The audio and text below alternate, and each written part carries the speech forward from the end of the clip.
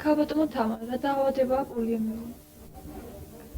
პოლიომიელიტი მწვავე ინფექციური დაავადებაა, რომელიც აზიანებს ცენტრალურ ნერვულ სისტემას, იწვევს დამბლას, დეფორმაციას და ზოგჯერ სიკვდილსაც. პოლიომიელიტს იწვევს ვირუსი, რომელიც ერთი ბავშვიდან მეორეს გადაეცემა ფეკალურ-ორალური გზით. ესე იგი, ეს დაავადება ძირითადად გვხვდება ბავშვებში, მაგრამ არის შემთხვევები, რომ მოზარდებშიც გვხვდება. რაიმე უკუჩვენება თუ აქვს პოლიომიელიტის აცრას? პოლიომიელიტის აცრას უკუჩვენება არ გააჩნია. გარდა წითელაზე ვაქცინაციასთან დაკავშირებით.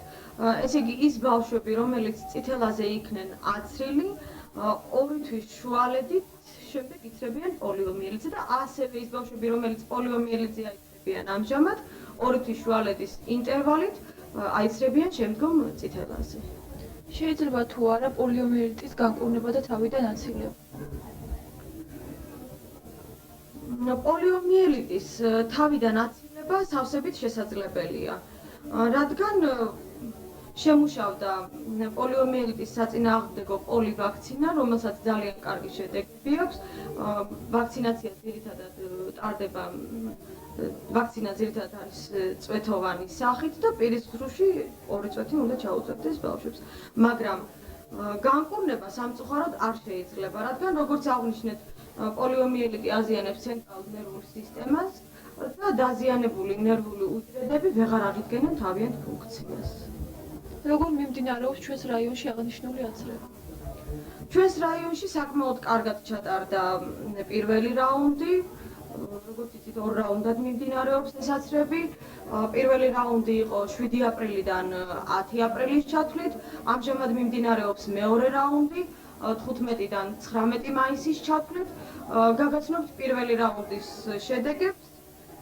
პირველ რაუნდში ჩვენ რაიონში უნდა აცრილიყო 4388 ბავშვი, აიცრა 4247, 331 ბავშვი არ აცრილა იმის გამო, რომ ან წითელაზე იყო ვაქცინირებული, ან რაიონიდან იყო გასული. გარდა ამისა, აიცნენ ჩვენს რაიონში მყოფი სტუმრებიც და მიეცათ სათანადო ცნობა თავიანთ რაიონებში წარსადგენად, რომ ეს ბავშვები ჩვენთან იქნენ აცრილები, მეორედ რომ აღარ მოხდეს მათი ვაქცინაცია. როგორც ვიცით, აცრები ფართო მასშტაბით მიმდინარეობს. რა არის მიზანი ამ აცრებისა? კომპანიას ეწოდება მეკაკარის ოპერაცია.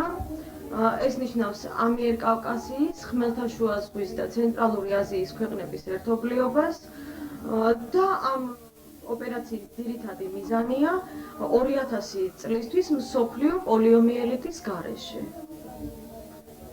შიდა თუ არა რაიმე დახმარება სოფლიო ჯანდაცვის სამინისტრომ?